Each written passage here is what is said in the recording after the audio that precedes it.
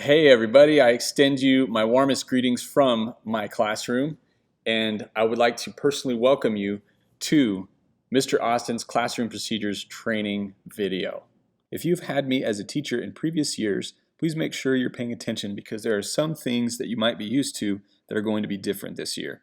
Just make sure to follow along so you're aware of the changes. First, we'll talk about entering the classroom. I'm fortunate that I have two different doors in my classroom, and so I've chosen, given the current situation, I've chosen to designate one door as the entrance and another door as the exit.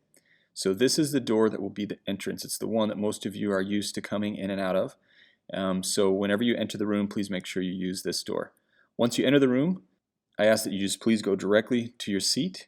And then when you exit the room, please use the other door. This is the door that's designated as the exit. Both doors will be propped open normally during classroom time, and so you can easily just go in and out of the appropriate door and we won't have any traffic jams.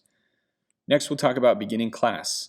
When you enter the room, you'll do one of two things. Either there will be a bell ringer posted on the screen with instructions for something to do quietly at your seat independently, or you'll continue working on a project that you've already started. You'll know what to do, you'll have your own supplies, and so just find your seat and just get started right away.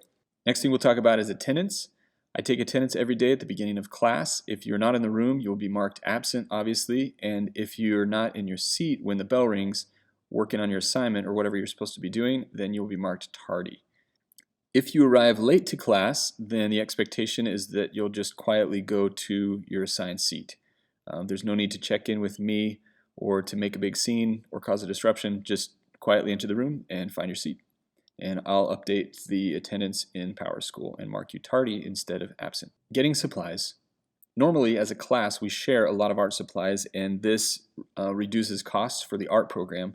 But this year, for obvious reasons, it's not going to be something that we do very often. We're only going to be sharing supplies if it's something that's a large or expensive piece of equipment, like the large paper cutter, or like video and audio equipment, or the framing equipment and materials, or something like maybe the pencil sharpener. If you use any of these items, you'll be asked to clean the contact surfaces before and after use. The cleaning materials are going to be located on a stool in the center of the room. This is our sanitation station. You can use hand sanitizer here, and you can get this bottle of spray cleaner and a rag to be able to wipe down and clean the surfaces of anything that you're going to be using as part of a community. Shared computers. We have a cart of MacBook Airs in this classroom, and whenever you use your assigned computer, you'll be expected to clean that before and after use as well. Here's the procedure for cleaning a computer. First, you'll need to get a paper towel out of the paper towel dispenser. Next, you'll need to get the spray bottle of cleaner and spray the paper towel. Spray onto the paper towel, not on the computer. Next, you'll need to make sure that your computer is turned off. So press the power button and make sure it's shut off completely. At that point, you can use the paper towel and wipe down the frequently touched surface areas on the computer. Next, we'll talk about turning in assignments.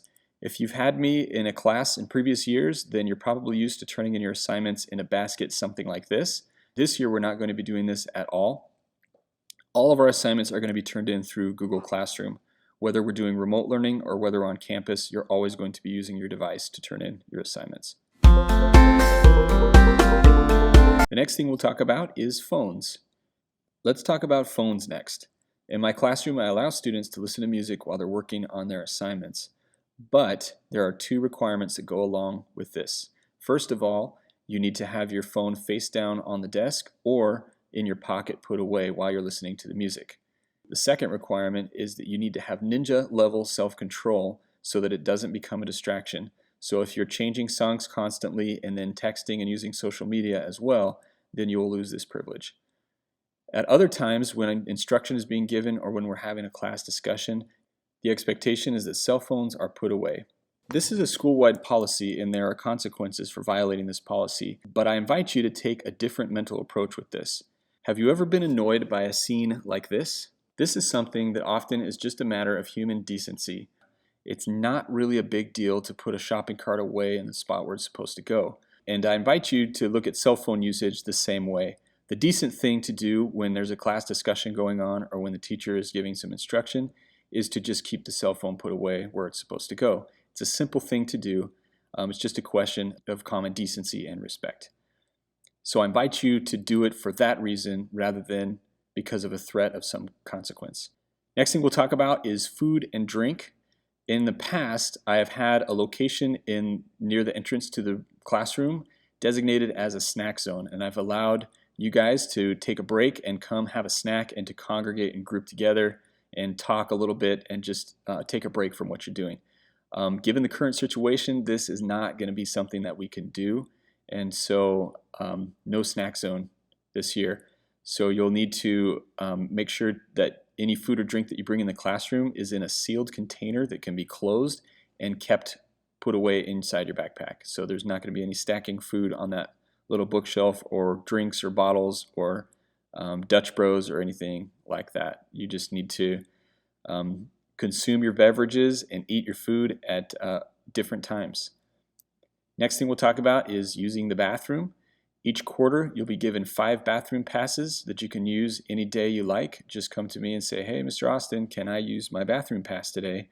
One of my bathroom passes. And I'll say yes, and I'll send you on your way to take care of what you need to. You'll have 5 minutes to return to class, and at the end of the quarter, any unused bathroom passes that you still have can be exchanged for extra credit. Next, we'll talk about courtesy in the classroom. Most of you will spend a lot of time in my classes working independently, but there are times when I need to give the class instruction, or when I need to give announcements or information, or when I need to speak to the entire group. And during those times, I ask that you please not cause any distractions and that you listen closely to the information that I'm giving you so that it's efficient and I don't have to say the same information 5 different times to 5 different people who weren't listening. It's just a respect and a courtesy thing.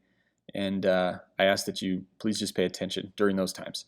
Also, I'd like to ask you to show that same courtesy and decency to your classmates when they're speaking. Sometimes we'll be having group discussions, and during those times, others will raise their hands and we'll take turns speaking. And the expectation is that we all listen attentively to each other and hear what each individual has to say. Ending class. The cleanup procedure this year is going to have one extra task that we need to complete.